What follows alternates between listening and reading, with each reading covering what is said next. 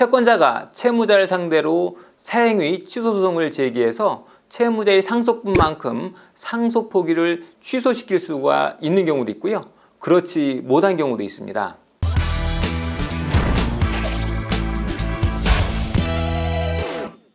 안녕하세요. 김신철 변호사입니다.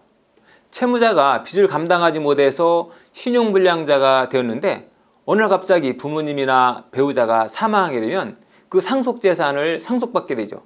그러면 채권자들이 강제 집행을 하려고 할 텐데요. 보통 이런 경우에 채무자는 자신에게 빚이 있기 때문에 채권자들에게 다 뺏길 바에는 차라리 상속을 포기하고 싶어하는 그런 경우가 많은데요. 이렇게 채무자가 자신의 상속분을 포기하게 되면 포기가 될까요? 경우에 따라 다른데요. 채권자가 채무자를 상대로 사행위 취소 소송을 제기해서 채무자의 상속분만큼 상속 포기를 취소시킬 수가 있는 경우도 있고요. 그렇지 못한 경우도 있습니다. 먼저 첫 번째, 상속재산 협의 분할로 인한 상속 포기의 경우가 있는데요. 이 경우는 이 상속이 발생하면 공동 상속인들 사이에서 이렇게 생긴 상속재산 협의 분할서라고 하는 것을 작성하게 되는데요. 이때 채무자가 채권자의 강제 집행을 피하기 위해서 본인은 아무런 재산도 가지지 않는 것, 즉 모든 재산을 포기하고 공동 상속인들에게 주는 것으로 이렇게 협의서를 작성할 수가 있겠죠. 이렇게 협의서를 작성해서 상속재산을 포기하면 이 분할 협의는 사행위가 될 수 있다라고 하는 것이 판례입니다. 법원은 이 상속인들 사이에, 공동 상속인들 사이에 상속재산 협의 분할을 재산권을 목적으로 하는 법률 행위로 보고 있는 거죠.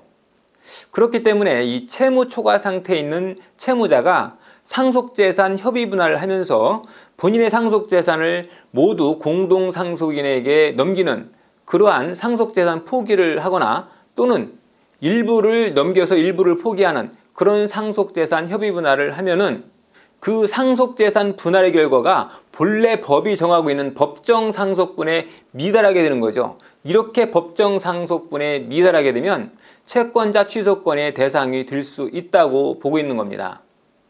자, 그리고 두 번째 경우가 있는데 이 두 번째 경우는 법원에 하는 상속인의 상속 포기 신청의 경우입니다. 가정법원에 상속 포기 신고서를 제출해서 아예 상속을 포기하는 절차를 말하는데요. 이 경우에 법원은 상속 포기를 재산법적 행위로 보지 않고 인적 결단으로 보고 있습니다. 그래서 상속 포기로 포기자의 재산에 비록 영향을 미치기는 하지만 상속인으로서의 지위 자체를 소멸시키는 행위로 보고 이것을 순전한 재산법적 행위로만 볼 수 없다, 이렇게 판단하는 거죠. 그래서 상속의 포기는 민법이 정한 재산권에 관한 법률 행위에 해당하지 않는다고 보고요. 그 결과 사행위 취소 소송의 대상이 되지 못한다고 그렇게 판결하고 있는 거죠. 이렇게 되면 채권자 입장에서는 조금 억울할 수도 있겠죠. 채무자가 상속을 받으면 그 재산을 집행할 수 있을 텐데 법원에 상속 포기를 신청해서 법원이 수리해버리면 채권자는 그 기회를 아예 잃어버리게 되는 거니까요. 하지만 또 곰곰이 생각해보면 이 상속 포기의 행위가 채무자인 이 상속인의 재산을 현재 상태보다 더 악화시키는 것은 아니죠.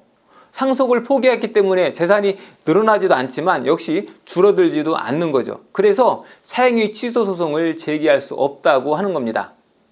그러니까 아까 첫 번째로 본 사례, 그러니까 상속재산 협의 분할을 통해서 상속재산을 공동상속인에게 넘기고 포기하는 행위, 이 행위는 상속은 받되 재산을 나누는 협의 절차에서 재산을 포기하고 받지 않는다는 거죠. 그래서 이것은 본인의 상속재산을 다른 공동상속인에게 돌리는 재산 처분 행위의 성격이 있다라고 보고 법원이 사행위 취소를 인정하고 있는 거죠.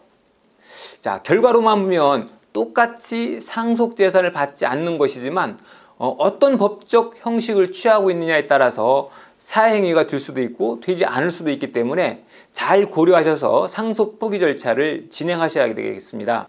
오늘은 채무자의 상속 포기에 대해서 알아봤습니다. 김신철 변호사였습니다. 감사합니다.